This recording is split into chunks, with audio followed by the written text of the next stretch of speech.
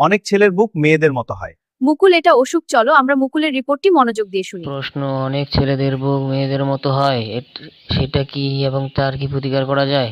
উত্তর: অনেক ছেলেদের বুক মেয়েদের মতো হয় সত্য। একে বলা হয় গাইনোকোমাস্টিস। এগুলি হয় সাধারণত হরমোনের গোলমালে। যেসব ছেলেরা এ নিয়ে মাথা ঘামায় না তাদের আপনা থেকেই কিছুদিন পর কমে যায়।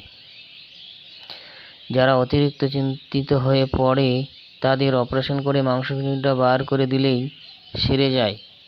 প্রশ্ন: কোনো ওষুধে সারে না? উত্তর: সাধারণত সারে না। প্রশ্ন: অপারেশন কিভাবে করে একটু বলি। এই অপারেশন করার পদ্ধতি নিচে আলোচনা করছি।